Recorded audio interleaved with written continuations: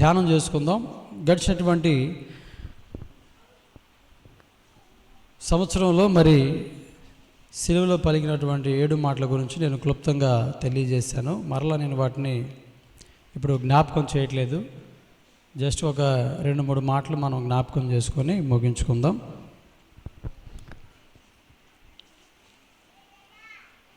అసలు యేసు ప్రభు నీ కోసం, నా కోసం, మనందరి కోసం మరణించవలసినటువంటి పరిస్థితి ఎందుకు వచ్చింది? ఎందుకు మరణించాడు? దేని కొరకు మరణించాడు? ఆయన మరణించడం వలన మనకి కలిగినటువంటి మేలులు ఏంటి? ఏ మేలు మనం పొందుకున్నాం అనేటువంటి విషయాలు మనం ఈ సమయంలో బైబిల్ గ్రంథంలో నుంచి మనం చూద్దాం. చూడండి, రోమిలికి రాసిన పత్రిక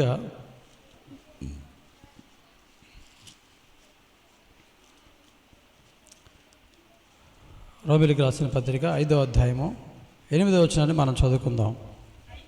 అయితే దేవుడు మన ఎడల తన ప్రేమను వెల్లడిపరుచుచున్నాడు. ఎట్లనగా మనమింకను పాపులమై ఉండగానే క్రీస్తు మన కొరకు చనిపోయాను. చిన్న ప్రార్థన చేసుకొని వాక్యాన్ని ధ్యానం చేసుకుందాం. ప్రేమగల తండ్రి, మహోన్నతుడా, మీకు స్తోత్రాలు. ఈ రోజున ప్రపంచం అంతటా కూడా ప్రభువా, లోక ప్రజలందరి కొరకు మీరు మరణించారని ప్రతి నోట, ప్రతి చోట ప్రభువా మిమ్మల్ని జ్ఞాపకం చేసుకుంటూ స్తుతిస్తూ ఘనపరుస్తూ ఉన్నారు. అదే రీతిలో మేము కూడా ప్రభువా మీరు మా కొరకు చేసినటువంటి త్యాగాన్ని బట్టి మిమ్మల్ని మేము మరొకసారి ఒక ప్రత్యేక రీతిలో జ్ఞాపకం చేసుకోవడానికి మీరు కృపించారు. మీకు స్తోత్రాలనైనా. గడిచినటువంటి 2025 సంవత్సరాల క్రితం ప్రభువా ఈ లోకానికి మీ ప్రియకుమారుడైనటువంటి క్రీస్తును పంపించి మా పాపముల నుండి మీరు విడిపించారు. మీకు స్తోత్రాలు. వారి పట్ల మీరు చూపినటువంటి ప్రేమను బట్టి నీకు కృతజ్ఞత వందనాలు, స్తోత్రాలు చెల్లించుకున్నాం ప్రభువా. సమయంలో మీరు చేసినటువంటి త్యాగాన్ని, మీరు మా పట్ల చూపిన ప్రేమను జ్ఞాపకం చేసుకొచ్చుండగా మొదటిగా ప్రభా సేవకులు నిలబెట్టుకొని మీరు మాట్లాడారు. సమయంలో నేను నీ పక్షం నిలబడినాను కూడా మీరు జ్ఞాపకం చేసుకోండి. ఎవరికి ఏం మాటలు కావాలో మీరు అందించమని ప్రార్థన చేస్తున్నాం. అదేవిధంగా తండ్రి, సమయంలో ప్రభా వచ్చినటువంటి బిడ్డలందరితో, ఈ లైవ్లో ఎంత శ్రద్ధ జరుగుతున్నటువంటి బిడ్డలందరితో కూడా మీరు మాట్లాడండి. అదేవిధంగా తండ్రి, ఎవరికి ఏ మాటలు కావాలో ఈ మధ్యాహ్నం వేళ అందించమని ప్రార్థన చేస్తున్నాం. ప్రాముఖ్యంగా ప్రతి వారు కూడా నీ ప్రేమను గుర్తెరిగి, నీ ప్రేమను తెలుసుకొని, నీ ప్రేమకు పాత్రులుగా అవడానికి కృప దయచేయమని ప్రార్థన చేస్తున్నాం. వారి జీవితంలో మీరు వెల్లడిపరిచేటువంటి ప్రేమను పోగొట్టుకోకుండా తండ్రి, మీ యొక్క సన్నిధిలో దాన్ని పొందుకొని ప్రభువా చక్కగా అనుభవించడానికి కృప దయచేయమని ప్రార్థన చేస్తున్నాం. మాతో మాట్లాడండి ప్రభా, మమ్మల్ని బలపరచండి. జరుగుతున్నటువంటి పరిస్థితులు, ప్రభావాలను బట్టి మమ్మల్ని తప్పిస్తూ, విడిపిస్తూ మీ అందరి విశ్వాసము, నమ్మకము కలిగి ముందుకు నడిపించి సహాయం చేయమని, మీరు రాకడ వరకు మేమందరం కూడా ప్రభా నమ్మకస్తులుగా ముందు కొనసాగపడిన కృప దయచేయమని, ప్రాముఖ్యంగా ఈ లోకానికి మీరు మా కొరకు వచ్చి మా కొరకు ప్రాణం పెట్టారు. మీకు కృతజ్ఞత వందనాలు, స్తోత్రములు, స్తుతులు చెల్లించుకుంటూ యేసు నామమున అడుగుచున్నాము తండ్రి, ఆమేన్.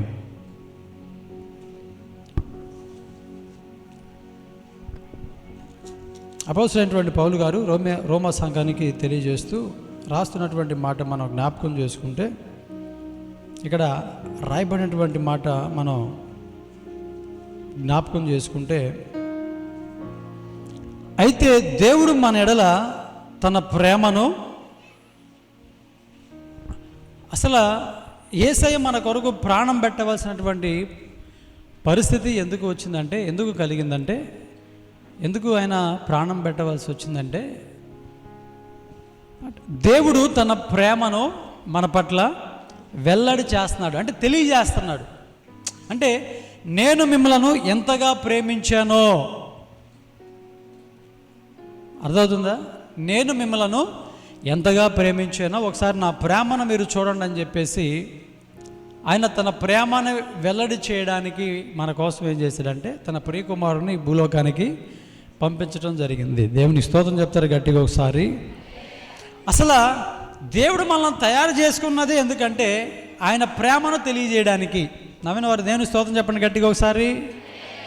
అర్థమవుతుందా? దేవుడు మనల్ని ఎందుకు చేసుకున్నాడు తెలుసా? ఎందుకు చేసుకున్నాడు? తన ప్రేమను వెల్లడి చేయడానికి. ఇప్పుడు దేవుడు భూమిని, ఆకాశం, అందులో ఉన్న సమస్తాన్ని చేశాడు, బాగానే ఉంది. జంతువులను చేశాడు, బాగానే ఉంది. పక్షులను చేశాడు, బాగానే ఉంది. అందులో ఉన్నటువంటి సమస్తాన్ని చేశాడు, బాగానే ఉంది. ఇప్పుడు వాటి దగ్గరికి వెళ్ళి ఐ లవ్ యూ అని చెప్పేసి అన్నాడు అనుకోండి, అంటే నేను మిమ్మల్ని ప్రేమిస్తున్నాను అని చెప్పేసి అన్నాడు అనుకోండి జంతువులతో. జంతువులు ఏమంటాయి? మాట్లాడండి. జంతువులు ఏమంటాయి? సరే మీరు ఉన్నారండి, మనం ఉన్న గేదె దగ్గరికి వెళ్ళి నేను ప్రేమిస్తున్నాను అని చెప్పేసి అన్నాను. గేదె ఏమంటుంది? వెల్కమ్ అంటదా? అంతే కదా? లేకపోతే సేమ్ టు యూ అంటదా? మాట్లాడదు. ఏం మాట్లాడదు. అదేవిధంగా జంతువులు లేకపోతే చెట్లు ఉన్నాయి, అక్కడికి వెళ్ళి నేను ప్రేమిస్తున్నాను చెట్టు అందని చెప్పేసి అన్నాం అనుకోండి, రియాక్ట్ అవుద్దా? ఏం మాట్లాడు. ఈ గోడ దగ్గరికి వెళ్ళి నేను ప్రేమిస్తున్నాను అని చెప్పేసి అన్నాం అనుకోండి, ఏమన్నా మాట్లాడిద్దా? అంటే ఈ ప్రపంచంలో ఉన్నటువంటి ప్రతి చోట ఎక్కడికి వెళ్ళినా దేంతో చెప్పినా కూడా నేను నిన్ను ప్రేమిస్తున్నాను అనేటువంటి మాట చెప్తే దానికి తిరిగి సమాధానం రాదు. అదేవిధంగా దేవుని యొక్క ప్రేమను అవి పొందుకోవడానికి వీలు పడదు. అందుకనే యేసయ్య అలా దేవుడు ఏం చేశాడంటే తన పోలికలో, తన స్వరూపంలో తన ప్రేమను పొందుకునేవారు, తన ప్రేమను అర్థం చేసుకునేవారు, తన ప్రేమను అంగీకరించేటువంటి వారు కావాలని చెప్పేసి నిన్ను నన్ను ఈ ప్రపంచంలో ప్రత్యేకంగా ఆయన నిర్మించాడు. దేవుని స్తోత్రం చెప్పండి గట్టిగా ఒకసారి. ఓకే, రైట్, మంచిదే. ఆయన ప్రత్యేకంగా మనల్ని సృష్టించాడు, ప్రత్యేకంగా తన పోలికలో, తన స్వరూపంలో చేశాడు, రైటే. ఇప్పుడు తన ప్రేమను మన పట్ల వ్యక్తం చేస్తారని చెప్పేసి రుజువు ఒకటి కావాలి, రుజువు కావాలి. దానికి ఇదిగో నీ కొరకు నేను చెట్లు చేశాను, నేను అవి చేసి నీ చేసిన అంటే అది పెద్ద ఇంపార్టెంట్ కాదు. నేను ప్రేమిస్తున్నాను, ఇదిగో నీకు బంగారం ఉంగరం ఇస్తున్నాను అని చెప్పేసి అన్నాం అనుకోండి, అది పెద్ద విశేషం ఏం కాదు. ఏదో డబ్బులు ఉన్నాయి, బంగారం కొన్నారు, ఇచ్చారు, అది కాదు. దానికంటే ఇంకా శ్రేష్టమైనది ఇవ్వాలి. ఏముంది? బిల్డింగ్. ఆ బిల్డింగ్ ఇచ్చిన అది కూడా పెద్ద శ్రేష్టమైనది ఏం కాదు. లేదు సరే భూమి ఇచ్చాను, ఆ భూమి ఇచ్చినా కూడా అది పెద్ద శ్రేష్టమైనది కాదు. ఆకాశం ఇచ్చాను అనుకోండి, ఆకాశం ఇచ్చినా పెద్ద అది పట్టించుకునేది కాదు. ఏది ఇచ్చినా కూడా దేవుని యొక్క ప్రేమ మానవుడికి సంపూర్ణంగా వెల్లడిపరచబడట్లేదు. అందుకనే ఏం చేశాడంటే అసలు తన ప్రాణాన్ని ఇచ్చాడు అనమాట. దేవుని స్తోత్రం కలుగును గాక, హల్లెలూయా. ఇక తన ప్రాణము కంటే విలువ గలది ఇంకేమీ కూడా లేదు. ఉందా చెప్పండి? దేవుని ప్రాణము కంటే విలువైనది ఏమైనా ఉన్నదా? ఏమీ లేదు. కాబట్టి తన ప్రాణమునే మన కొరకు అర్పించాడు. ఏంటంటే నేను నిన్ను ప్రేమిస్తున్నాను. అయితే ఇక్కడ ఒకటి మనం గమనించాలి. ఏంటంటే చూడండి, ఎవరైనా మంచివారి కోసం ప్రాణాలు ఇస్తారు, అర్థమైందా? మంచి వాళ్ళ కోసం ప్రాణాలు ఇస్తారు. కానీ పనికిమాలిన వాళ్ళ కోసం ఎవరైనా ప్రాణాలు ఇస్తారా? ఎవరు? లోకల్లో మనుషులైతే మంచివారి కోసం ప్రాణాలు ఇస్తారేమో కానీ, ఒకవేళ ఇస్తారేమో కానీ, యేసయ్య మాత్రం ఏం చేశాడో తెలుసా? మనం చదువుకున్నటువంటి ఆ మాటలో ఎట్లాగా మనం ఇంకాను అంటే ఆల్రెడీ మనం పాపంలో ఉన్నాం, పాపం చేస్తూనే ఉన్నాం. పాపం చేస్తున్నటువంటి ప్రజల కొరకు ఆ ప్రజల మీద ప్రేమను వ్యక్తపరుస్తూ వెల్లడి చేస్తూ తన ప్రాణాన్ని సమర్పించాడంట. దేవునికి స్తోత్రం చెప్తారు గట్టిగా ఒకసారి. మనం మంచోళం అని కాదంట ఆయన ప్రాణం పెట్టింది. ఎలాంటి వారం అంట? మనం పాపులము. పాప అంటే ఏంటి అర్థం చెప్పండి? పాప అంటే ఏంటంటే దేవుని యొక్క మాట వినకపోవటమే. మరి దేవుని మాట వినకపోతే ప్రాణం ఎందుకు పెట్టాడు? ఇప్పుడు ఎవరైనా మన మాట వినకపోతున్నప్పుడు వాళ్ళ కోసం మనం ప్రాణం పెట్టవలసినటువంటి అవసరం ఏంది చెప్పండి? అదే ప్రేమ అంటే. అర్థమవుతుందా? ఇప్పుడు అబ్రహాం గారు నన్ను ప్రేమిస్తున్నాడు, నేను ఆయన ప్రేమిస్తున్నాడు, ఇందులో విశేషం ఏం లేదు. ఎందుకంటే నేను ఆయన ప్రేమిస్తున్నాను, ఇందులో విశేషం ఏం లేదు. నేను ప్రేమించకపోయినా అబ్రహాం గారు నన్ను ప్రేమిస్తున్నాడు అంటే అందులోనే విశేషం ఉంది. దేవుని స్తోత్రం చెప్పండి గట్టిగా ఒకసారి. అర్థమైందా? నేను ప్రేమించకపోయినా నేనంటే ఆయనకి ఇష్టం లేకపోయినా, నేను ఆయన మాట వినకపోతున్నా, ఆయనకి వ్యతిరేకంగా నడుస్తున్నా, ఆయన సొమ్మంతా తిని ఆయన మీద తిరుగుబాటు చేస్తున్నా, రకరకాల పరిస్థితులు కల్పిస్తున్నా, నన్ను ప్రేమిస్తున్నాడు. చూడండి, అది అసలు నిజమైనటువంటి ప్రేమ. అదే అగాప ప్రేమ, అదే యేసయ్య చూపించేటువంటి ప్రేమ. దేవుని స్తోత్రం చెప్తారు గట్టిగా ఒకసారి. చూడండి, ఆ ప్రేమను దేవుడు మనకు కూడా తెలియజేశాడు. యేసయ్య ప్రేమ ఎలా ఉంటుందో, దేవుని ప్రేమ ఎలా ఉంటుందో ఆయన భూలోకం వచ్చినప్పుడు ఒక ఉదాహరణ చెప్తూ ఆ మాటలు మనకి తెలియజేశాడు. ఎక్కడ తెలియజేశాడు అని చెప్పేసి మనకి స్పష్టంగా తెలిసింది. ఎక్కడంటే లోకాసు వార్త 15వ అధ్యాయము తప్పిపోయిన కుమారుడు గురించి చెప్తూ అక్కడ రాసి ఉంటుంది. లోకాసు వార్త 15వ అధ్యాయము చూడండి. లోకాసు వార్త 15వ అధ్యాయం 20 వచ్చిన మనం చదువుదాం త్వరగా. వాడింకా దూరముగా ఉన్నప్పుడు తండ్రి వానిని చూచి కనికరపడి పరిగెత్తి వాని మెడ మీద పడి ముద్దు పెట్టుకునేను. చాలు తర్వాత చదువుదాం. చూడండి, వాడింకనూ దూరముగానే ఉన్నప్పుడు, ఎక్కడంట ఉంది? ఎవరు దూరంగా ఉంది? చెప్పండి గట్టిగా, ఎవరు దూరంగా ఉంది? ఎవరు? కుమారుడు దూరంగా ఉన్నాడంట. ఎవరు చూశారు? కుమారుడు దూరంగా ఉన్నాడని చెప్పేసి తండ్రికి ఎట్లా తెలిసింది? మాట్లాడాలి, అర్థమవుతుందా? నీరసంగా ఉందా? ఉపవాసం ఉండొచ్చారా?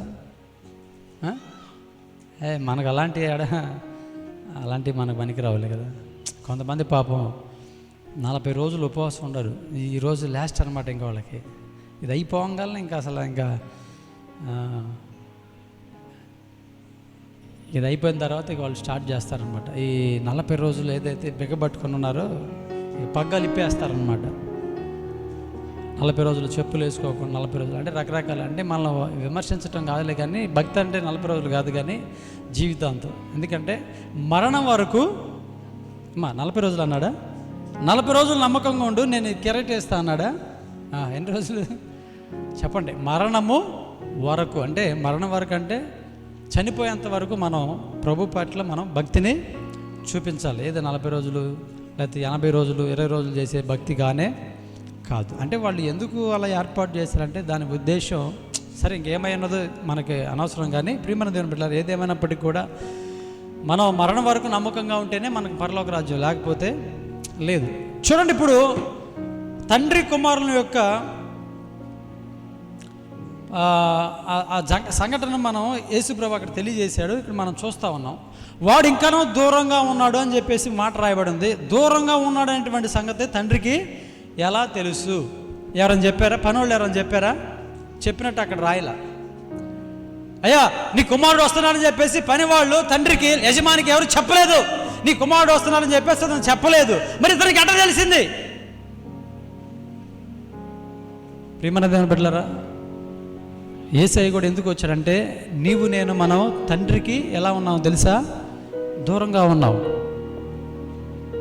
ఆ సంగతి యేసయ్యకి తెలుసు. మానవుడు దేవునికి దూరంగా ఉన్నాడు.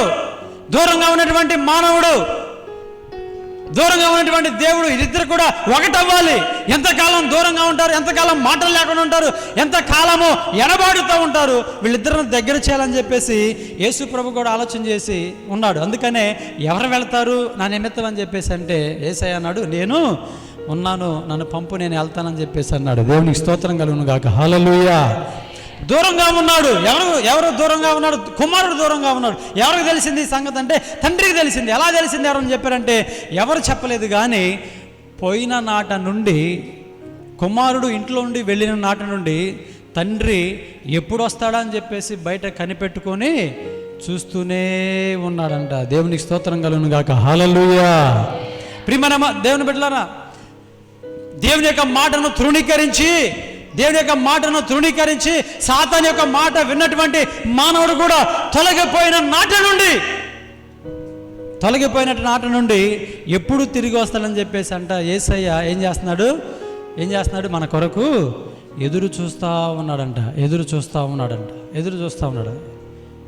తండ్రికి ఎవరు చెప్పలేదు, కుమారుడు వస్తున్నాడని చెప్పలేదు. కానీ అతను వెళ్ళిన దగ్గర నుండి ఎప్పుడు వస్తాడని చెప్పేసి తనే స్వయంగా ఏం చేస్తున్నాడంటే నిద్ర ఆహారాలు అన్నీ కూడా మానివేసి కుమారుని యొక్క మార్పు కొరకు ప్రార్థన చేస్తూ, విజ్ఞాపన చేస్తూ, తన యొక్క తప్పును తెలుసుకొని తిరిగి రావాలని చెప్పేసి ప్రార్థన చేస్తున్నటువంటి సమయంలో ఒకరోజు ఆ సమయం రానే వచ్చింది. కుమారుడు తిరిగి వస్తూ ఉన్నాడు. తండ్రి చూశాడంట, కుమారుడు దూరంగా ఉన్నాడు. అయితే ప్రియమైన దేవుని బిడ్డలారా, ఇక్కడ మనం ఒక విషయాన్ని ఆలోచన చేయాలి. ఏంటి మనం ఆలోచన చేయాల్సిందంటే, చూడండి, ఇప్పుడు మనం సంపాదించినటువంటి సంపద అంతా కూడా తీసుకొని వెళ్ళి అనవసరంగా పాడు చేసినటువంటి కుమారుడు కుమార్తె కనుక తిరిగి వస్తున్నారనుకోండి, ఆ సమయంలో మనకి ఎలా ఉంటుంది చెప్పండి? సంతోషంగా ఉంటుందా? చెప్పండి, ఎలా ఉంటుంది? చూడండి, ఇప్పుడు జస్ట్ తనకు రావాల్సినటువంటి దీవెనలు తమ్ముడు పొందుకున్నాడు అనేటువంటి కోపంతో సంవత్సరాలు గడిచిపోయినా ఏశావు అదే కోపంతో ఉన్నాడా లేడా చెప్పండి? తన కష్టపడిన సొమ్మేం కాదండి, తన కష్టార్జితం ఏం కాదు. అతను తనకున్న కష్టార్జితం ఏం తీసుకోలేదు, లేకపోతే తను కొట్టలేదు, తిట్టలేదు, ఏం చేయాల. తండ్రి దీవెనిస్తానన్నాడు, ఆ దీవెన అతను పొందుకోలేదు, తన తమ్ముడు పొందుకున్నాడు. జస్ట్ దాని కొరకే అతడు ఎంతగానో పగబట్టాడు కదా. మరి అలాంటిది తన కష్టార్జితం అంతా కూడా పాడు చేసినటువంటి తన గురించి తండ్రికి ఎలా ఉంటుంది? సరే, అదే స్థానంలో మీరు ఉన్నారనుకోండి, తల్లిదండ్రులుగా మీ పిల్లలు మీ దగ్గర ఉన్నటువంటి సంపాదన అంతా కూడా పాడు చేశారనుకోండి, వాళ్ళ వల్ల మీకు ₹1 లేదనుకోండి, వాళ్ళు తిరిగి వస్తున్నారనుకోండి, అప్పుడు మీ యొక్క యాక్షన్ ఎట్లా ఉంటుంది? మీ ప్రతిస్పందన ఎలా ఉంటుంది చెప్పండి? మీరైతే ఏం చేస్తారు? తీసుకెళ్ళిందంతా కూడా ఏదో 4 బిల్డింగులు కొని, లేకపోతే ఒక 10 ఎకరాల పొలం కొని, లేకపోతే ఇంకేదన్నా బంగారం కొనుక్కొని, లేకపోతే ఇంకేదన్నా ఉపయోగపడేది, లేకపోతే దానితో ఉద్యోగం మంచి సంపాదించుకొని ఉండి ఇంకోటి ఏదన్నా చేస్తే, రెట్టింపు చేస్తే, మనం పరిగెత్తుకుంటూ వెళ్ళి కుమారుని ముద్దు పెట్టుకొని, నా దగ్గర ఉన్నటువంటి ఆస్తి తీసుకెళ్ళి దాన్ని 10 రెట్లు చేసావు, 20 రెట్లు చేసావు, 50 రెట్లు చేసావు అని చెప్పేసి గణపరుస్తాం, రకరకాలుగా చేస్తాం. కానీ వాడు చేసింది ఏంటంటే ఉన్నదంతా కూడా పోగొట్టుకొని వచ్చాడు. అలాంటప్పుడు మనం ఏం చేస్తాం? ఖచ్చితంగా అతని మీద మనం కోపపడతాం, అతను మనం చెదరించుకుంటాం. అంటే అతని పట్ల మనం ప్రేమను చూపించలేము, చూపిస్తామా? చెప్పాలి గట్టిగా, చూపిస్తామా? ఇప్పుడు మీ అన్నోడు మీ తమ్ముడు నీకు రావాల్సిన భాగంలో ఎక్స్ట్రా కొంచెం తీసుకున్నాడు అనుకోండి, ప్రేమ ఉంటుందా? నాకంతే కొంచెం ఎక్స్ట్రా తీసుకున్నాడని చెప్పేసి ఒక కుళ్ళు, ఒక అసూయ, ఒక ద్వేషం కదా. చూడండి, చక్కగా తండ్రి దగ్గర ఉంటున్నాడు, తండ్రి మంచి అంగీ గుట్టించాడు, తండ్రి చెప్పినటువంటి మాటలు వింటూ ఉన్నాడు, తండ్రి చాటున పెరుగుతూ ఉన్నాడు. అన్నల్ని ఏం చేయలేదు, అన్నల్ని తిట్టలేదు, కొట్టలేదు, దూషించలేదు, అన్నల గురించి చాడీలు చెప్పలేదు. కానీ అన్నలు యేసేపు యందు ఎలా కలిగి ఉన్నారంట? ఏ మనసు కలిగి ఉన్నారు చెప్పండి? యేసేపు ఏమైనా చేశాడా? అతనికి రావాల్సింది ఏమైనా దోచుకున్నాడా? అన్నలది ఏమైనా దోచుకున్నాడా? లేకపోతే వాళ్ళ భార్యను ఏమైనా చెడిపాడా? లేకపోతే ఏమైనా అన్నాడా? లేకపోతే వాళ్ళ గురించి అబద్ధాలు ఏమైనా చెప్పాడా? ఏం చేయాల. జస్ట్ తండ్రి దగ్గర ఉన్నాడు, తండ్రి ఏమో మంచి వస్త్రాలు కుట్టిస్తున్నాడు. అది చూసి వీళ్ళకి అన్నలకి ఏం కలిగిందంటే అసూయ అనేది కలిగింది. అట్లాంటిది అసలు ఉన్నదంతా కూడా దోచుకొని పోతే, దోచుకొని పోయినటువంటి వాడు పాడు చేసుకొని తిరిగి వస్తున్నాడంటే ప్రేమ ఉంటుందా? చెప్పండి, ప్రేమ ఉంటుందా? ఉండదు. అయితే ఇది మనుషుల ప్రేమ కాబట్టి ఉండదు. కానీ యేసయ్య ప్రేమ మనుషుల ప్రేమ కాదు. అర్థమైందా? యేసయ్య ప్రేమ మనుషుల ప్రేమ కాదు. యేసయ్య ప్రేమ మనుషుల ప్రేమ అయితే ఆయన ప్రేమమయుడు అవ్వడు, ఆయన అగాప ప్రేమ అవ్వదు, ఆయన విలువైన ప్రేమ అవ్వదు, ఆయన శ్రేష్టమైనటువంటి ప్రేమ అవ్వదు. తన ప్రేమను మనిషి పట్ల వ్యక్తపరుస్తామని, వెల్లడి చేస్తామని, నేను నిన్ను ప్రేమిస్తున్నాను, నేను ప్రేమించేది వాస్తవమే అని చెప్పేసి తెలియచేయడానికి మనం ఇంకనూ పాపులమై ఉండగానే మన కొరకు ఏం చేశారంట? ప్రాణం పెట్టాడంట. దేవునికి స్తోత్రం కలుగును గాక. హల్లెలూయా. చూడండి, అంతా కూడా పాడు చేశాడు, తండ్రిదంతా కూడా కష్టార్జితం అంతా కూడా పాడు చేశాడు. కానీ తండ్రి మాత్రం తన కొరకు ఎదురు చూసాడు. ఏం చేశాడంటే, వాడు ఇంటికి రాకముందు ఏం చేశాడంటే పరిగెత్తుకొని వెళ్ళి ఏం చేశాడంట? మెడపైన పడి ముద్దు పెట్టాడంట. కానీ అది అతడు మాత్రము ఊహించలా, కుమారుడు మాత్రం ఊహించలా. నా తండ్రి నా కోసం ఎదురు చూస్తున్నాడు, నా తండ్రి నా మీద ప్రేమ చూపిస్తున్నాడు. నేను తండ్రికి వ్యతిరేకమైన బాటలు నడిచిన, తండ్రి మాటను త్రోసివేసిన, తృణీకరించిన, సాతాను మాట విని నా జీవితాన్ని పాడు చేసుకున్న, తండ్రి యొక్క కష్టార్జితాన్ని నేను పాడు చేసినా కూడా నా పట్ల తండ్రి ఇలాంటి శ్రేష్టమైనటువంటి ప్రేమ కలిగి ఉన్నాడని చెప్పేసి కుమారుడు కూడా ఆలోచన చేయలేదు. మానవుడు కూడా ఆలోచన చేయాల. యేసయ్య మా పట్ల ఎంత ప్రేమ కలిగి ఉంటాడని చెప్పేసి మానవుడు కూడా ఎప్పుడు కూడా ఊహించలేదు. ఊహించినటువంటి విధంగా ఊహించిన విధంగా యేసయ్య మన మీద ప్రేమను వెల్లడిపరిచాడు, వ్యక్తపరిచాడు. ఇది నేను నిజంగా మిమ్మల్ని ప్రేమిస్తున్నాను అంటే బంగారం ఇచ్చి మిమ్మల్ని ప్రేమించట్లేదు, డబ్బిచ్చి మిమ్మల్ని ప్రేమించట్లేదు, భూమి ఇచ్చి ప్రేమించట్లేదు, వెలుతురిచ్చి ప్రేమించట్లేదు, లేకపోతే ఆహారం ఇచ్చి ప్రేమించట్లేదు, లేకపోతే రకరకాల ఇచ్చి ప్రేమించట్లేదు, కానీ నా ప్రాణాన్ని ఇచ్చి నేను మిమ్మల్ని ప్రేమిస్తున్నాను. దేవునికి స్తోత్రం. హల్లెలూయా. నీవు ప్రేమించిన గొర్రెలన్నిటిని ఎల్లప్పుడూ వీడువక, నీవు ప్రేమించిన గొర్రెలన్నిటిని ఎల్లప్పుడూ వీడువక, అంతము వరకు కాపాడు దేవా, అంతము వరకు నీవే నా మంచి కాపరివి, నీవే నా మంచి కాపరివి. చెప్పలు కొడదా. నీవే నా మంచి కాపరివి, నీవే నా మంచి కాపరివి, దారిద్రపీన నన్ను నీవు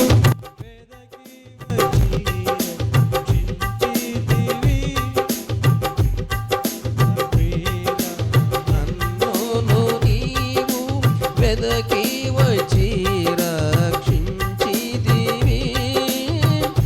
నిత్య జీవము నీచిన దేవా, నిత్య జీవము నీచిన దేవా, నీవే నా మంచి కాపరివి, నీవే నా మంచి కాపరివి, నీవే నా మంచి కాపరివి, నీవే నా మంచి కాపరివి. ఓ ప్రభువా, ఓ ప్రభువా,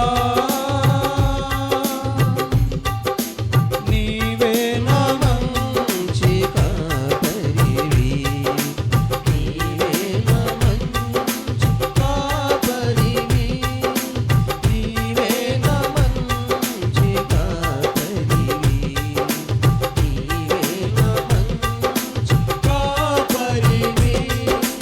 దేవుని స్తోత్రం. హల్లెలూయా.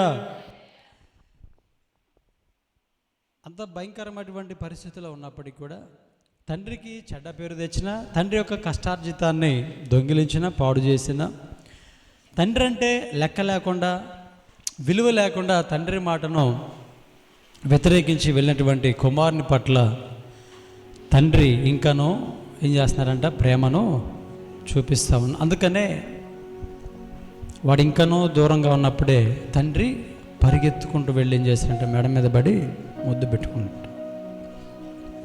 అయితే ఇక్కడ మనం గమనించవలసిన విషయం ఏంటంటే, కేవలము తండ్రి కుమారుని ప్రేమించటమే కాదు, కానీ కుమారుడు తండ్రి యొద్ద ఏ స్థితి అయితే కోల్పోయాడో తిరిగి మరలా అదే స్థితిని ఉచితంగానే ఇచ్చాడండి. మళ్ళీ డబ్బులు తీసుకోవడం, లేకపోతే కండిషన్లను పెట్టి, లేకపోతే అట్లా ఇట్లా అని చెప్పేసి ఇవ్వలేదు. ఉచితంగానే మరలా ఏం చేశాడు, తను పోగొట్టుకున్నటువంటి స్థితిని మరలా తిరిగి ఇచ్చాడు. దేవునికి స్తోత్రం కలుగును గాక. అందుకని అంటాడు 22లో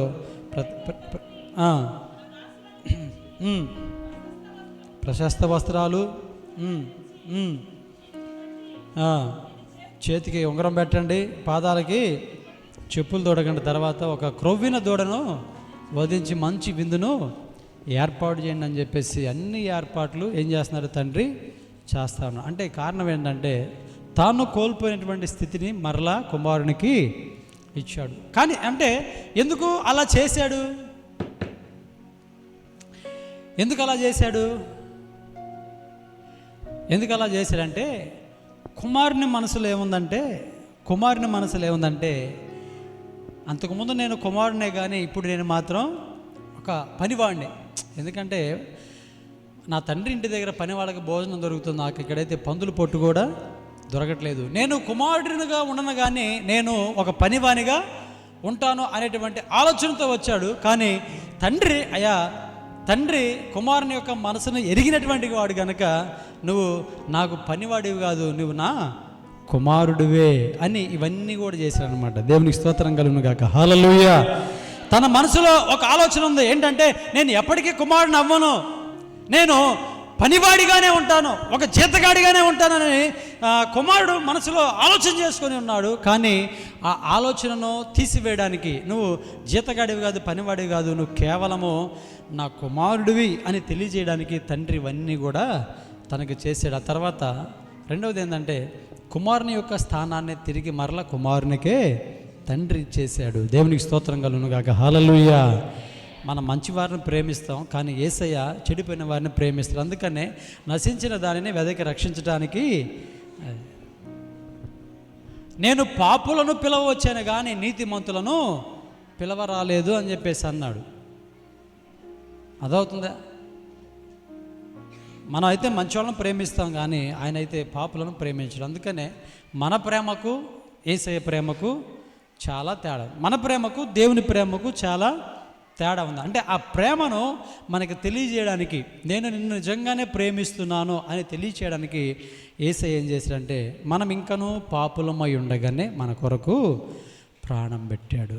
అది అర్థమైందా? యేసయ్య మన కోసం ప్రాణం ఎందుకు పెట్టాడు చెప్పండి? ఏం పని బాటలేక, లేకపోతే నేను దేవుడిని రుజువు చేసుకోవడానికా? కాదు, తన ప్రేమను మన పట్ల వెల్లడి చేయడానికి, తెలియజేయడానికి. అంటే నేను నిన్ను నిజంగానే ప్రేమిస్తున్నాను అని మనకు తెలియచేయడానికి, నాది నిజమైన ప్రేమ అని చెప్పేసి ఆయన రుజువుపరచడానికి ఆ కార్యం చేశాడు. పాపులమైనటువంటి మన కొరకు మరణించాడనమాట. దేవునికి స్తోత్రం చెప్పండి గట్టిగా ఒకసారి. అయితే మరి మన పాపాల విషయం కాదంటే మన పాపాల విషయమై రక్తం కార్చాడు. యేసు రక్తము ప్రతి పాపముల నుండి ఏం చేస్తుంది? మన కోసం ప్రాణం పెట్టాడు. ప్రేమ నుండి ప్రాణం పెట్టాడు. కానీ మన కోసం ఏం చేశాడు? మన పాపాలు పోవడానికి ఏం చేశాడంటే రక్తాన్ని కార్చాడు. అర్థం చేసుకోండి జాగ్రత్త. అయితే యేసయ్య మనము వాస్తవానికి ఆయన అనగా యేసు ప్రభు సిలువ మోసాడు అని చెప్పేసి మనం చెప్పుకుంటాం కదా. ఏం మోసాడు యేసు ప్రభు? చెప్పండి, ఏం మోసాడు? సిలువ మోసాడు అని చెప్పేసి మనం చెప్తూ ఉంటాం కదా, అనుకుంటా ఉంటాం. కానీ అసలు వాస్తవానికి యేసయ్య మోసిందేంటి చూస్తారా? త్వరగా పేతురు రాసినటువంటి మొదటి పత్రిక. అంటే ఈరోజు నాకు కొంతమంది ఏం చేస్తున్నారంటే యేసయ్య సిలువ మోసాడు కాబట్టి నేను కూడా ఆ సిలువను మెడలో వేసుకుంటాను, నేను కూడా సిలువ మోస్తాను అని చెప్పేసి ఈ రోజున కొంతమంది పాస్టర్లు కూడా సిలువ మోస్తున్నారు. అర్థమైందా? చెబుతాను. యేసయ్య సిలువ కన్నా వాళ్ళ సిలువకి తేడా ఏంటో చెప్తాను. చూడండి, మొదటి పేతురు రాసిన పత్రిక 2వ అధ్యాయం 24వ వచనం చదవండి ఒకసారి.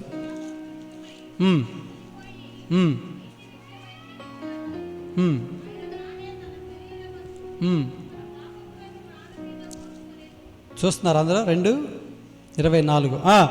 మనము పాపముల విషయమై చనిపోయి నీతి విషయమై జీవించినట్లు ఆయన తానే తన శరీరమందు ఏం మోసాడు? శరీరం మీద, యేసయ్య శరీరం మీద సిలువ కాదు కానీ యేసయ్య శరీరం మీద ఏముందంటే మన పాపములు. అందుకనే యేసయ్య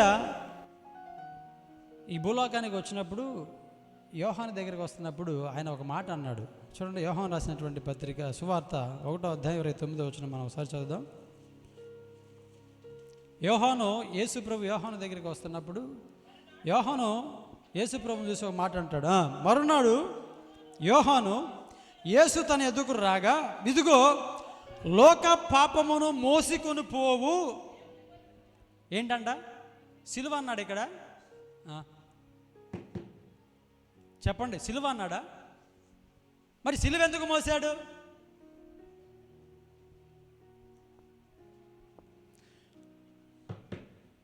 ఏం పాస్టర్ గారు, అందుకే మాకు అసలు రోజు మైండ్ పోతుంటే నువ్వేది మళ్ళీ ఇట్లా మైండ్ బోర్డు పోగొడతా అంటారా? ఏం చెప్పట్లు ఉన్నాయి చెబుతున్నా, మీరు అర్థం చేసుకుంటే సింపుల్గానే ఉంటుంది. ఇప్పుడు ఇక్కడ యోహాను ఏమంటున్నాడంటే లోక పాపమును మోసుకొని పోవు దేవుని గొర్రెపిల్ల. మరి ఆయన సిలువ ఎందుకు మోసాడు?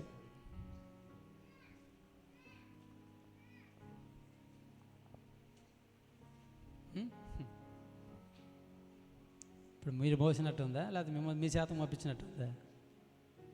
ఇప్పుడు కొంతమంది సిలువ మోస్తున్నారండి, ఈరోజు కొంతమంది మోస్తారనమాట.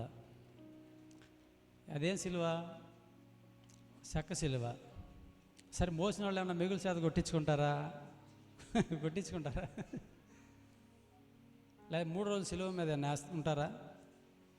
మరి ఎందుకు ఇలాంటి పనులన్నీ? దానికి ప్రజలు కూడా ఎంకరేజ్ చేసి, అమ్మో మా ఐరుగా సిలువ మోస్తుందని చెప్పేసి పాప ఆయనతో పాటు వీళ్ళు కూడా చెప్పులు లేకుండా ఎండలో నడవడం. అర్థమవుతుందా? ఆయన మోసింది సిలువ కాదు. ఇంకా పాస్టర్లకు కూడా తెలియట్లా. ఇంకా అర్థమైందా? ఇంకా చాలామంది పాస్టర్లకు కూడా తెలియట్లా ఆయన సిలువ మోసాడని చెప్పేసి వీళ్ళు కూడా చెక్కతో సిలువ చేసుకుని మోసుకుంటున్నారు. ఉపయోగం ఏముంది? వాళ్ళ సంఘస్థుల పాపాలు ఏమైనా పోతాయా? ఆయన పాపాలే సిలువ మోస్తే ఉపయోగం ఏముంది? అసలు మనం సిలువ మోయడానికి అర్హులం కాదు. అర్థమైందా? సిలువ మోసేది ఎవరంటే దొంగలు మోస్తారు, మోసగాళ్ళు మోస్తారు, లేకపోతే పోలీసులు చేతికి నేరం చేసి చిక్కిన వాళ్ళు సిలువ మోస్తారు. మరి ఇప్పుడు వీళ్ళు కూడా అలాంటి వాళ్ళైనా, పాస్టర్లు కూడా అలాంటి వాళ్ళైనా? అర్థమైందా? యేసయ్య మోసింది పాపాలు, సిలువ కాదు. మరి ఆ రాను వాళ్ళు సిలువని ఎందుకు మోపించారంటే, ప్రియమైన దేవుని బిడ్డలారా, ఇతడు ఒక దొంగ లేకపోతే దేవదూషకుడు అని చెప్పేసి వాళ్ళకి తెలియచేసేలాగా ఈయన సిలువ శిక్షకు అర్హుడు అని వాళ్ళు తెలుసుకోలేక చేయాలని చెప్పి చేశారు. కానీ వాస్తవానికి ఆయన ఏ దొంగ కాదు, ఏ నేరం చేయలేదు, అసలు ఆయన సిలువ మోయడానికి అర్హుడు కూడా కాదు. అర్థమైందా? అందుకని కుడివైపు దొంగ అంటాడు, ఈ శిక్ష మనకి తగినదే, కానీ ఆయనకు తగినది కాదు. ప్రియమైన దేవుని బిడ్డలారా, యేసయ్య మన కోసం మోసింది ఏంటంటే పాపాలు. అందుకనే యోహాను అంటున్నాడు, ఇదిగో లోక పాపమును మోసుకొని పోవు దేవుని గొర్రె పిల్ల. ఆయన మోసుకొని పోయింది మన పాపాలు, అందుకని అది భారం అయిపోయింది అన్నమాట. చక్క సిలువ అయితే మంత్రులు మోస్తున్నారు, సేవకులు మోస్తున్నారు, కొంతమంది మోస్తున్నారు. కరుణామయుడు సినిమాలో విజయ్ చంద్ర కూడా మోసాడు. అర్థమైందా? మనం కూడా మోయవచ్చు. అందుకనే కురైనటువంటి సీమోను వచ్చి ఆ సిలువను ఎత్తుకొని మోయాలని ప్రయత్నం చేసినప్పుడు, అయ్యా అది నీకు తగినది కాదు. ఎందుకంటే ఆయన పాపం లేనివాడు, ఇతడు పాపం కలిగినటువంటి వ్యక్తి.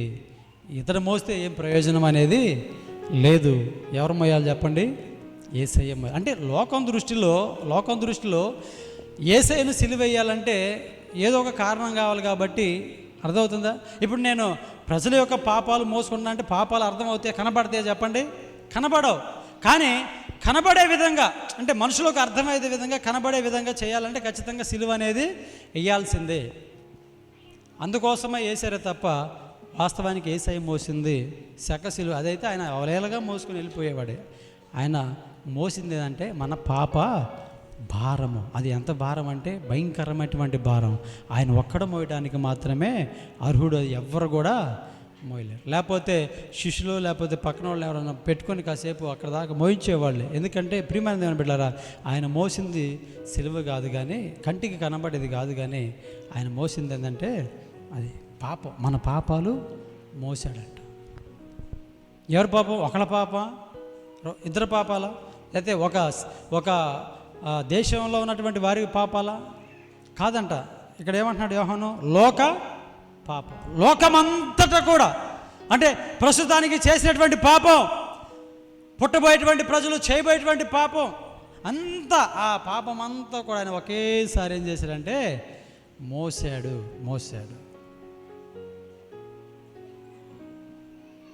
కనుక ప్రియమైన దేవుని బిడ్డలారా, నువ్వు నేను సిలువ మోయడానికి అర్హులం ఏమాత్రం కాదు. ఎందుకంటే అంత పవిత్రమైన వారం మనం కాదు. ఆ అర్హత లేదు అసలు. దాన్ని మెడలో ధరించే అర్హతే మనకు లేదు. అర్థమవుతుందా? దాన్ని భుజాల మీద మోసే అర్హత మనకి లేదు. అంటే సిలువ అంటే ఏంది వాళ్ళకి ఏం అర్థం కావట్లా. అంటే మామూలుగా అనుకుంటున్నారు కానీ అది వాస్తవానికి యేసయ్య మనందరి పాపాలు తన మీద వేసుకొని మోసాడంట. అందుకనే దానికి అదే ఏమైపోయిందంటే భారం అయిపోయింది.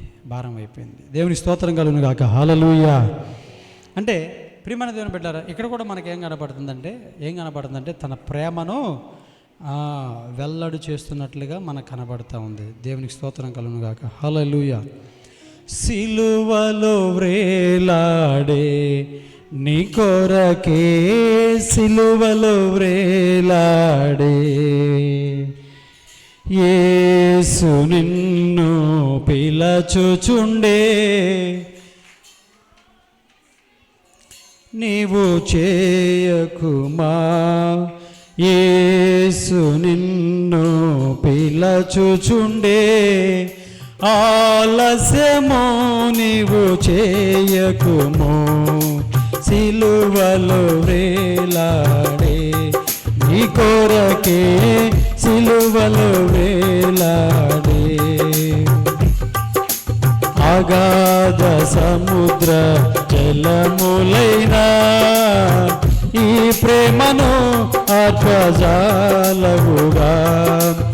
అగాధ సముద్ర జలములైనా ఈ ప్రేమను అర్పజాలవుగా,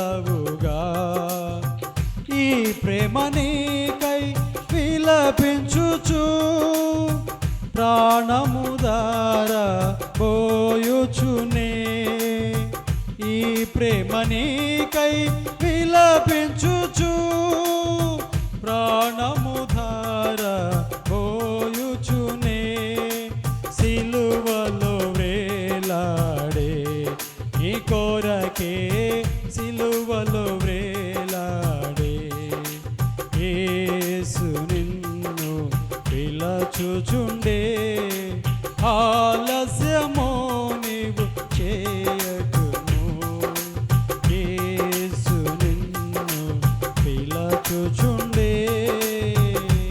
దేవుని స్తోత్రం. హల్లెలూయా. కనుక ప్రియమైన దేవుని బిడ్డలారా, ఈ రోజున మరి మనం ఆయన ప్రేమను పొందుకున్నామా? వాస్తవానికి ఆయన అంతగా ప్రేమ చూపిస్తే ఆ ప్రేమను మనం పొందుకున్నామా? ఆ నిజమైన ప్రేమను మనం పొందుకున్నామా? కానీ ఇంకా మనం మనుషుల ప్రేమనే పొందుకోవాలని చూస్తున్నామే కానీ యేసైన ప్రేమను పొందుకోవాలని మనం ఆలోచన చేయట్లేదు. అందుకని కొన్ని విషయాల్లో మనం బాధపడవలసి వస్తుంది, కొన్ని సందర్భాల్లో ఏడవలసి వస్తుంది, కొన్ని సందర్భాల్లో నష్టపోవాల్సి వస్తుంది, కొన్ని సందర్భాలలో మనము దిగులు చెందవలసి వస్తుంది. కారణం ఏంటంటే మనిషి ప్రేమను పొందుకొని తృప్తి పడదామని చెప్పేసి మనం అనుకుంటున్నాం. భర్త ఏమో భార్య ప్రేమను పొందుకొని తృప్తి పడాలని ఆలోచన చేస్తూ ఉన్నాడు. తర్వాత ఆ ప్రేమ దొరక ఏడుస్తున్నాడు. భార్య ఏమో భర్త ప్రేమను పొందుకొని తృప్తిగా ఉండాలని చెప్పేసి ప్రయత్నం చేస్తుంది. కానీ తర్వాత ఏమవుతుంది చెప్పండి? ఆ ప్రేమ పొందుకోక బాధపడుతూ ఉంది. అర్థమవుతుంది? ఎందుకంటే మనుషుల ప్రేమ అది కొంతకాలం ఉంటుంది. ఆ తర్వాత మనుషుల యొక్క ప్రేమ కొన్ని సందర్భాల్లో మాత్రమే ఉంటుంది, అన్ని సందర్భాల్లో ఉంటుంది. ఇప్పుడు భార్య కానీ భర్తకు కానీ ఒకసారి రెండు సార్లు లేదా 3 సార్లు రోగాలు వస్తే ఓకే, ఇబ్బంది లేదు, అంతవరకు ప్రేమ బాగానే ఉంటుంది. కానీ ఇక పద్దాకలు అదే ప్రేమ అనుకోండి, పద్దాకలకి అదే రోగాలు అనుకోండి, ఏమైపోయి తర్వాత ఏమంటుంది? దీన్ని కట్టుకున్నాను కానీ లేకపోతే దీన్ని చేసుకున్నాను కానీ జీవితం అంతా సుఖమే లేదు, అన్నీ రోగాలే. ఎందుకు నేను ఈ మాట చెప్తున్నానంటే ప్రియమైన దేవుని బిడ్డలారా, ఒక ఆయన ప్రభుని నమ్ముకున్న ఆయనే, తెలిసిన ఆయనే, మళ్ళీ ఆయన సంఘంలో కూడా పెద్ద అన్నమాట. సంఘంలో కూడా పెద్ద ఆయన. ఒక చోట పూల తోట వేస్తా పని చేస్తా సమయంలో ఆ పూల తోటకి పని చేయడానికి వస్తూ ఉంటారు చాలామంది స్త్రీలు. ఆ స్త్రీలలో ఒక స్త్రీని అతను అంటే ఆ ప్రేమ అనేటువంటి పేరుతో ఒక స్త్రీతో సంబంధం పెట్టుకొని, తన భార్య ఉంది, ఈమెతో కూడా సంబంధం పెట్టుకున్నాడు. తర్వాత తెలిసింది. నాకు తెలిసినప్పుడు నేను అన్నాను, నువ్వు సంఘంలో ఒక సంఘ పెద్ద అంటున్నావు, మరి ఇట్లా చేయటం మంచిది కాదని చెప్పేసి అంటే ఆయన అంటాడు, మా భార్యకి రోగం అయ్యా. ఏంటంట భార్యకంట రోగం అంట. మా భార్యకి రోగం, ఇంకెప్పుడు రోగమే, ఇంకా జీవితాంతం రోగమే, ఇంకా ఆ రోగం నయం అవ్వదని చెప్పేసి డాక్టర్లు చెప్పారు. అందుకని నా భార్యని అడిగే చేశాను. ఏం చేసిందంట అంటే నేను ఎందుకు చెప్తున్నాను ఈ మాటలు అంటే, మనుషుల ప్రేమ ఎట్లా ఉంటుంది అనమాట. మనుషుల ప్రేమ ఎంతే ఉంటుంది, కొంతకాలం ఉంటుంది. తర్వాత అది మనలో ఏమైనా బలహీనతలు వస్తే, లేకపోతే డబ్బు లేనప్పుడు, లేకపోతే మనం ఏదైనా తప్పు చేస్తే, లేకపోతే ఇంకోటి ఏదైతే మనసులు మనలో ఉంటాయో, అప్పుడు మన మీద ఇతరులు మన మీద ఉన్నటువంటి ప్రేమను ఏమైపోద్ది అంటే తగ్గిపోద్ది, లేకపోతే అసలు లేకుండా పోద్ది అనమాట. కానీ మనము మంచివారిగా ఉన్న, రోగంతో ఉన్న, శాపంతో ఉన్న, పాపంతో ఉన్న యేసయ్య మనలను ఏం చేశాడు? ప్రేమించాడు. దేవుని స్తోత్రం కలుగును గాక. హల్లెలూయా. మరి ఆ రోజు అన్నావు కదా, ఏమన్నావు చెప్పండి? మీరేమన్నారు? పెళ్లి రోజు ఏమన్నారు చెప్పండి? రేపు 24వ తారీఖు మా తమ్ముడు అనబోతున్నాడు. నేను కూడా అన్నాను. అన్నోళ్ళు అనబోతున్నారు, అన్నవాళ్ళు ఉన్నారు. ఏమన్నారు? వ్యాధి అందును ఆరోగ్యం, అంటే వ్యాధి వచ్చినా నిన్ను ప్రేమిస్తాను, ఆరోగ్యం ఉన్నా నిన్ను ప్రేమిస్తాను. సరే, ఆరోగ్యం ఉంటే అందరూ ప్రేమిస్తారు. అనారోగ్యంలో ఆ రోజు అన్నావు కదా, ఆరోగ్యమందును అనారోగ్యమందును ఎంతకాలం అంటే బ్రహ్మాండంగా చెబుతారు అనమాట. బాగా ప్రాక్టీస్ చేసి ఎంతకాలం అంటే తౌడుకోకుండా జీవితాంతం, ఇంకా అసలు ఆలస్యమే ఉండదు అన్నమాట. మరి ఆ ప్రేమ జీవితాంతం ఎందుకు ఉండదు. మనిషి ప్రేమ అంతే, జంతువుల ప్రేమ కూడా అంతే, ఎవరి ప్రేమైనా చూసుకోండి ఇంకంతే. కానీ యేసయ్య ప్రేమ అలా కాదు. వాడు ఇంకనూ దూరంగా ఉండగానే వెళ్ళి పరిగెత్తిందనమాట ప్రేమ. దేవుని స్తోత్రం చెప్పండి గట్టిగా ఒకసారి. మనమైతే మన కుమారుడు కానీ మన కుమార్తె కానీ అలా చేస్తే చేదరించుకుంటాం, మన భర్త అలా చేస్తే చేదరించుకుంటాం, మన భార్య కూడా అలా చేస్తే చేదరించుకుంటాం, మన వాళ్ళు ఎవరైనా అట్లా మనల్ని చేశారనుకోండి చేదరించుకుంటాం. మొహం చూపించడానికి ఇష్టపడం, మొహాన్ని మనం చాటేస్తాం, మొహాన్ని మనం తిప్పుకుంటాం, అవసరమైతే బజారే మార్చేస్తాం, అవసరమైతే ఇల్లు కూడా మార్చేస్తాం, అవసరమైతే ఊరు కూడా మార్చేస్తాం. నీకు మాకు సంబంధం లేదు, పో, మేము ఇంకా వేరే ఇంట్లో ఉంటాం, లేకపోతే వేరే ఊరిలో ఉంటాం, నీ మొహం మేము చూడమని చెప్పేసి మనం. అది యేసయ్య కూడా అంటే ఈరోజు మనం బ్రతికే వాళ్ళమా? యేసయ్య కూడా అలాగే యేసయ్య కూడా మొహం చాటేసుకుంటే ఈ రోజున మన పరిస్థితి ఎలా ఉండేది ఒకసారి ఆలోచన చేయండి. కనుక ప్రియమైన దేవుని బిడ్డలారా, ఏదో సిలువ మోసేళ్ళే, సిలువలో రక్తం కార్చాడు ఏదో అని చెప్పేసి అనుకొని మీరు అట్లా యేసు ప్రభుని అపార్థం చేసుకోవద్దు. ఆయన మోసింది సిలువ కాదు, కానీ దానికంటే భారం అనేది మన పాప భారం. అదేవిధంగా ఆయన మన పట్ల వ్యక్తపరిచింది శ్రేష్టమైన ప్రేమ. మనం ఇంకా చెడిపోయినప్పుడే మనల్ని ప్రేమించాడు. ఆయన మంచివాళ్ళుగా ప్రేమించలేదు, కానీ చెడిపోయిన మనల్ని ప్రేమించాడు. ఈ రోజున నేను నేర్చుకోవాల్సిన పాఠం ఏంటంటే, చెడిపోయినటువంటి వారిని మనం కూడా ప్రేమించాలి. ఎందుకంటే వారు మరలా మంచివారిగా మార్చబడాలని. వారు మనకి శత్రులైన వారిని మనం ప్రేమించాలి, ఎందుకంటే వాళ్ళు మనకి మిత్రులుగా మార్చబడాలి. యేసయ్య ప్రేమ మనం చూపించాలి. వాళ్ళ పాపంలో ఉన్నారని చెప్పేసి చేదరించుకోవడం, లేకపోతే వారి గురించి నలుగురికి చెప్పడం, లేకపోతే వాళ్ళు పాపం చేస్తారని చెప్పి చిన్న చూపు చూడడం. ప్రియమైన దేవుని బిడ్డలారా, అలా మనం చేయకూడదు. అలా ఆయన కనుక మనం చిన్న చూపు చూస్తే మన కోసం ప్రాణం పెట్టేవాడా? ఆయన మనం చిన్న చూపు చూస్తే దరిద్రుడికి లోకానికి వచ్చేవాడా? ఆయన చిన్న చూపు చూస్తే మన పక్షమున ఈ గొప్ప కార్యం చేసేవాడు, ఈ పాపాన్ని తన మీద వేసుకునేవాడా? చిన్న చూపు చూడలేదు. ఎలా చూశాడు తెలుసా? మనం ధనవంతులుగా చూశాడంట. దేవుని స్తోత్రం చెప్పండి గట్టిగా ఒకసారి. ఆయన దరిద్రుడిగా అయిపోయి మనల్ని ఏం చేయాలంట? ధనవంతులుగా చేయడానికి తను దరిద్రుడుగా మారాడు. మనల్ని ధనవంతులుగా చూశాడు. మనము పాపులను, చిన్న పాపులను ఏం చేస్తాం తెలుసా? పెద్ద పాపులను చేస్తాం. వాళ్ళు చేసేది కొద్దిగా, కానీ మనం చెప్పేటప్పుడు ఎంత చెబుతాం తెలుసా? అర్థమవుతుందా? పలానాడు తాగుతాడంట, తాగుబోతు, అందరూ తాపం. ఆ మాట తెలిసింది అనుకోండి, తాగుతాడంట, తిరుగుతాడంట, ఇది చేస్తాడంటగా, దొంగతనం చేస్తాడంటగా. మన చిన్న పాపని ఏం చేద్దాం? కానీ యేసు ఏం చేశాడు తెలుసా? పెద్ద పాపని కూడా ఏం చేశాడు? పవిత్రుడిగా చేశాడు. దేవుని స్తోత్రం కలుగును గాక. హల్లెలూయా. అందుకనే మన ప్రేమకు ఆయన ప్రేమకు చాలా వ్యత్యాసం ఉంది. అందుకని ఈరోజు నేను చెప్తున్నాను, మనుషుల ప్రేమ కోరుకోవద్దు. మనుషుల ప్రేమ మీరు కోరుకోవద్దు. కోరుకుంటే మీ జీవితంలో ఎప్పటికీ పొందుకోలేరు. మీ భర్త అయినా, భార్య అయినా, పిల్లలైనా, తల్లిదండ్రులైనా వాళ్ళ ప్రేమను మీరు కోరుకోవాలని ప్రయత్నం చేస్తే జీవితంలో మీరు వారి ప్రేమను పొందుకోలేరు. ఎందుకంటే మనం చూస్తున్నాం, మన కళ్ళ ఎదుట మనం చూస్తున్నాం, కళ్ళతో మనం చూస్తున్నాం. అంటారు, బాగా డబ్బు ఉంటే నేను మా తల్లిదండ్రులు ప్రేమిస్తాను అంటారు, కానీ డబ్బు వచ్చినప్పుడు వాళ్ళు పనికి మానలా కనపడతారనమాట. అర్థమైందా? అన్నీ అంటారనమాట. ఆస్తి ఉంటే నేను ప్రేమిస్తాను, ఒట్టిదే. డబ్బు ఉంటే నేను ప్రేమిస్తాను, ఒట్టిదే. డబ్బు ఉంటే నువ్వు ప్రేమించేది నిజమే కదండి. ఈ రోజున మనం ఒక పొజిషన్లో ఉంటే మనం ప్రేమించే వాళ్ళు ఉన్నారు. మనం దరిద్రమైన పరిస్థితిలోకి వెళ్తే మనం పట్టించుకునే వాళ్ళే ఉంటారు. చెప్పండి, అదే ఎక్కడైతే బెల్లం ఉంటుందో ఏకలో అక్కడ ఉంటాయంట. కనుక ప్రియమైన బిడ్డలారా, యేసయ్య నీ కోసం నా కోసం మరణించి గొప్ప అగాపే ప్రేమ చూపించాడు. కాబట్టి ఆ ప్రేమను పొందుకుంటే, ఆ ప్రేమను మనం అర్థం చేసుకుంటే, ఆ ప్రేమను మనం పొందుకుంటాం. ఆ ప్రేమను పొందుకుంటే మనకి 100% మనకు అందుద్ది. ఈ లోక ప్రేమ కావాలని నువ్వు వెంటాడితే అది నిన్ను ప్రాణాలు తీయవచ్చు, లేకపోతే నిన్ను ఏడిపించవచ్చు, లేకపోతే నిన్ను బాధ పెట్టవచ్చు. భర్త దగ్గర నువ్వు పొందుకోవాలనుకున్న ప్రేమ పొందుకోలేవు, భార్య దగ్గర పొందుకోవాలనుకున్న ప్రేమ పొందుకోలేవు, పిల్లల దగ్గర పొందుకోవాలనుకున్న ప్రేమ పొందుకోలేవు, తల్లిదండ్రుల దగ్గర పొందుకోవాలనుకున్న ప్రేమ, బంధుమిత్రుల దగ్గర పొందుకోవాలి, స్నేహితుల దగ్గర పొందుకోవాలి అనుకున్న ప్రేమ నువ్వు ఎప్పటికీ కూడా పొందుకోలేవు. కాబట్టి యేసయ్య ప్రేమను పొందుకుంటేనే మనము తృప్తిగా ఉంటాం. యేసయ్య ప్రేమను మనం కలిగి ఉంటేనే మనం సంతోషంగా ఉండగలుగుతాం. మిగతా వీళ్ళందరూ ప్రేమను అర్థం చేసుకొని అలాగే మనం ముందు కొనసాగిపోవడానికి అవకాశం ఉంది. ఆ ప్రేమ లేకపోతే ప్రియమైన దేవుని బిడ్డలారా, ఈ ప్రేమతో మనం ఎక్కువ కాలం బ్రతకలేము.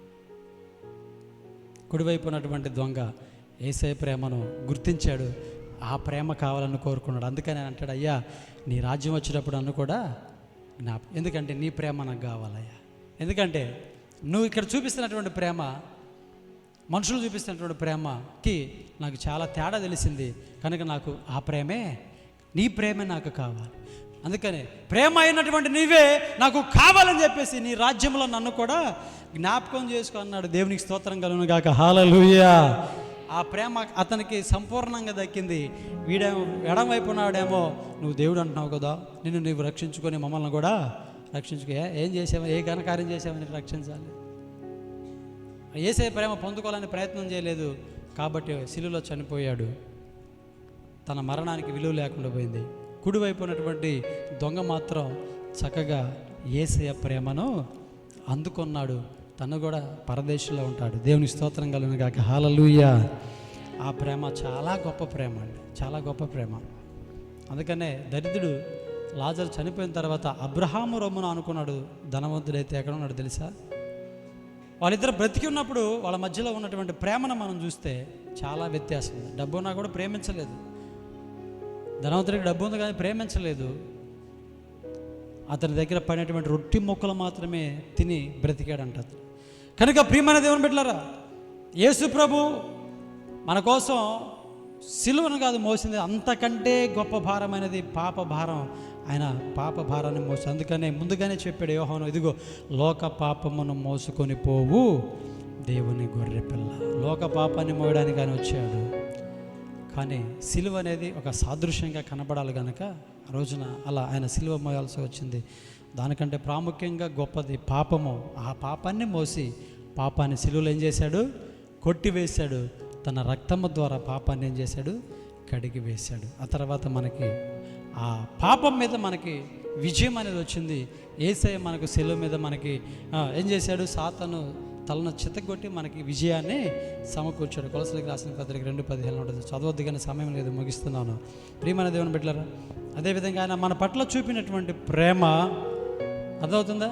ఆయన మన కొరకు ఎందుకు మరణించాడంటే తన ప్రేమను వెల్లడి చేయడానికి, తన ప్రేమను చూపించి నేను నిన్ను ప్రేమిస్తున్నాను నిజంగానే అని చెప్పేసి తెలియచేయడానికి ఆయన మన కొరకు మరణించాడు. కనుక ఆయన ప్రేమను మనం సంపూర్ణంగా పొందుకొని ఆయన ప్రేమలో మనం ముందు కొనసాగిపోతూ ఆ ప్రేమను మనం అనేకులకు పంచిపెడదాం. అనేకులను ఆ ప్రేమలోనికి మనం ఏం చేద్దాం? నడిపిద్దాం. యేసయ్య ప్రేమలోనికి నడిపించండి, మనుషుల ప్రేమలోకి కాదు, నీ ప్రేమలోకి కాదు. నీ ప్రేమలోకి నడిపిస్తే ఇబ్బంది, కానీ మనమందరం యేసయ్య ప్రేమలోనికి నడిపించామనుకోండి, మనం బాగుపడతాం, వాళ్ళు కూడా బాగుపడతాడు. యేసయ్య ప్రేమను వాళ్ళు కూడా పొందుకొని చక్కగా దేవుడిచ్చేటువంటి పరలోక రాజ్యంలో నిత్యం ఆయనతో కలిసి సంతోషిస్తారు. అటు కృప భాగ్యం ప్రభు మనందరికీ దయచేయును గాక. ఆమె చాలా విషయాలు ఉన్నాయి కానీ తర్వాత మనం తెలుసుకుందాం. అందరికీ వాళ్ళు లేచి నిలబడండి. ఈ సమయంలో అందరికీ వాళ్ళు లేచి నిలబడండి. చిన్న ప్రార్థన చేసుకొని ముగించుకుందాం. త్వరగా అందరికీ వాళ్ళు లేచి నిలబడండి, ముగించుకుందాం. చిన్న ప్రార్థన చేద్దాం. రెండు చేతుల ఆకాశం వైపు చాపి,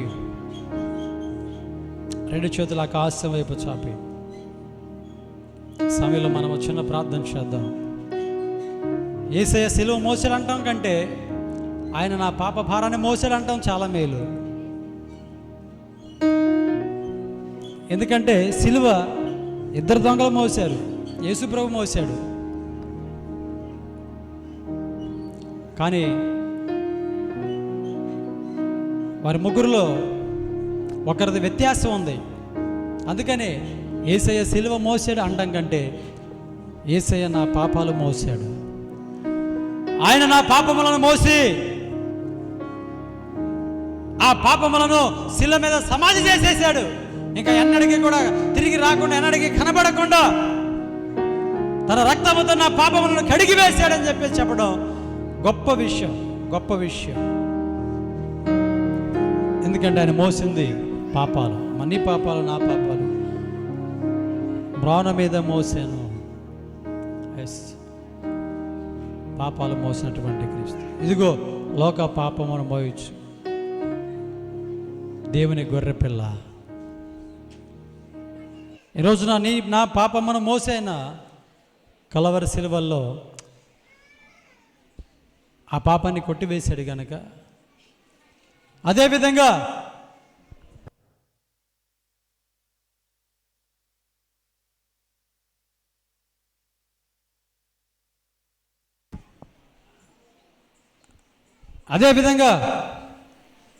మరణము మన మీద ప్రభుత్వం చేస్తున్నప్పుడు, మరణం మనం భయపెడుతున్నప్పుడు, మరణం యొక్క తలను కూడా చితగొట్టాడు ఆయన సిలువలో. మనిషి మరణం అంటే భయపడతా ఉన్నాడు.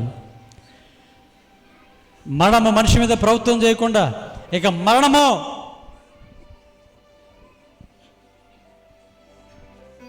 మనుషుని మృంగదని చెప్పేసి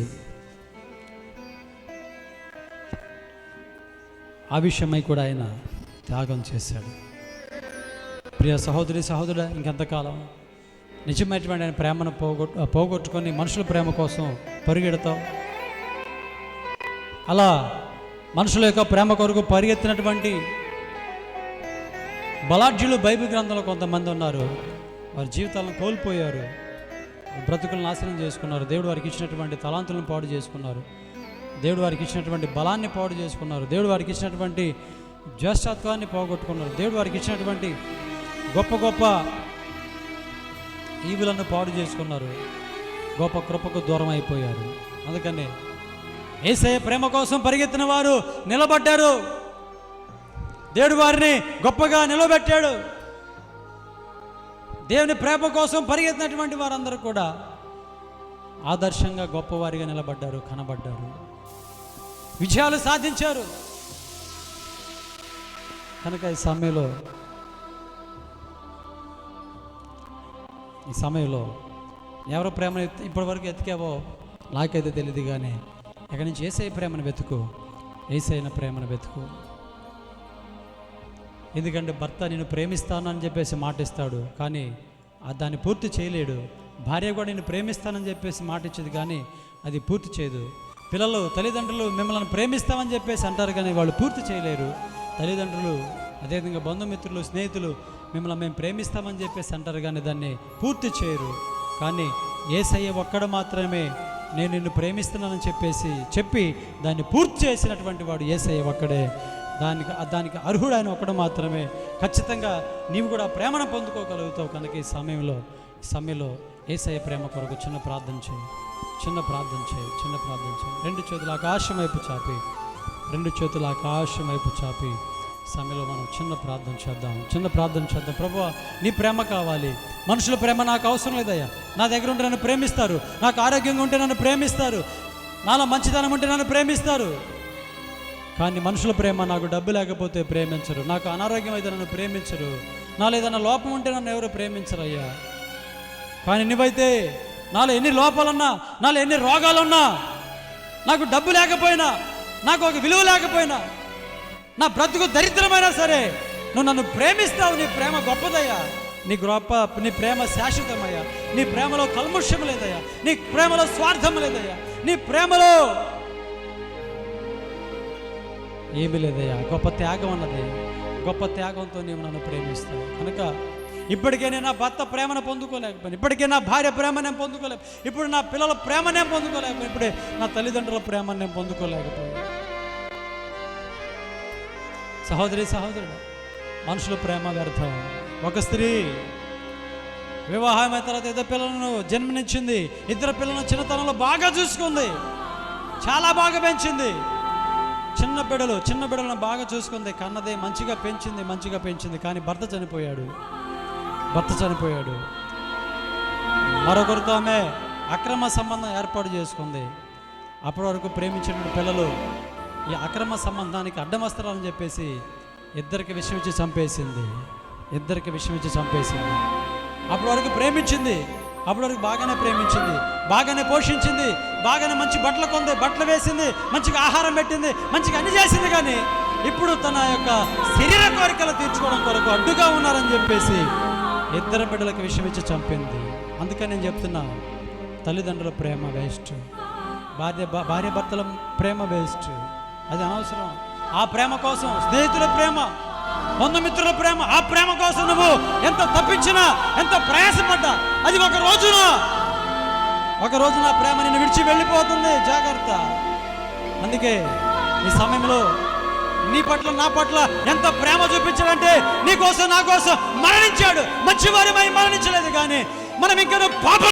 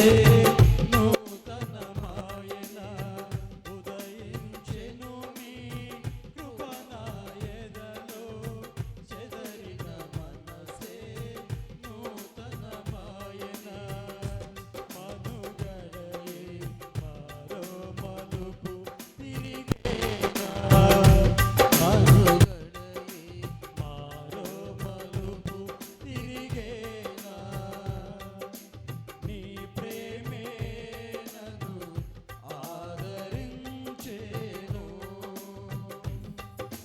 నీ ప్రేమే నన్ను ఆదరించెను సమయోచితమైన నీ కృపయే నన్ను సమయోచితమైన నీ కృపయే నన్ను కాచి కాపాడెను నీ కృపయే కాచి కాపాడెను కాచి కాపాడెను నీ కృపయే కాచి కాపాడెను సమయోచితమైన నీ కృపయే నన్ను సమయోచితమైన నీ కృపయే నన్ను కాచి కాపాడెను నీ కృపయే కాచి కాపాడెను కాచి కాపాడెను నీ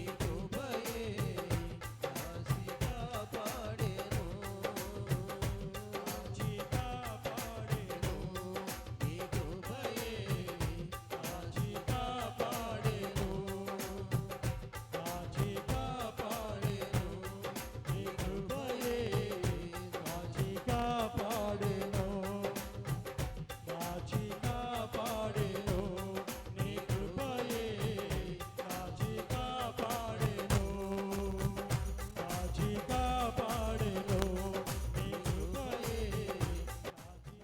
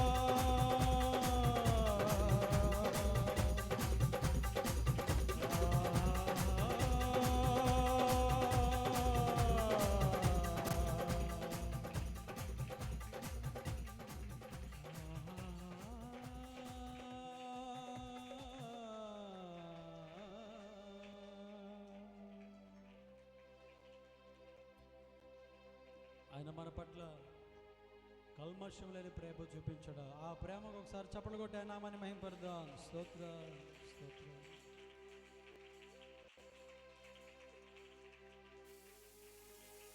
ప్రియ సహోదరి సహోదరుడా, మనుషుల యొక్క ప్రేమను పొందుకొని అలసిపోయావా? ఆ ప్రేమను నోచుకోక, ఆ ప్రేమకు నోచుకోక, ఆ ప్రేమను పొందుకోక బాధపడుతున్నావా? ఇక నాకు స్వచ్ఛమైన అచ్చమైన ప్రేమ ఎక్కడ దొరుకుతుందని చెప్పేసి వెతుకుతున్నావా? ఎక్కడ దొరకదు, ఎవరి దగ్గర దొరకదు, యేసయ్య దగ్గర మాత్రమే దొరుకుతుంది. అందుకని నేడు ఆయన నిన్ను పిలుస్తుండగా ఆయన ప్రేమను నీకు ఇస్తానని చెప్పేసి ఆయన పిలుస్తుండగా, తన గాయపడిన హస్తాలతో పిలుస్తుండగా ఇప్పుడే ఆయన ప్రేమను స్వీకరించి సంపూర్ణంగా ఆయన ప్రేమను పొందుకొని ప్రభు ప్రేమలో ముందుకు కొనసాగిపోదాం. ప్రార్థన చేసుకుని మధ్యలో అబ్రాం గారు చిన్న ప్రార్థన చేస్తాం. ప్రార్థన చేసుకుని ప్రార్థన చేసుకుందాం. పరిశుద్ధుడా, సర్వోన్నతుడా, ఆరాధ్య దైవమా, మా కోసం పరలోకం నుంచి భూలోకానికి వచ్చి కలువరి శిలువలో మా పాపములను నాయన మోసి మాకు విమోచన కలుగు చేసిన గొప్ప తండ్రి, నీకు స్తోత్రాలు చెల్లిస్తున్నాను. లోకములో ఎవరు చేయలేని గొప్ప త్యాగమును చేసిన త్యాగమూర్తి, నీకు స్తోత్రాలు.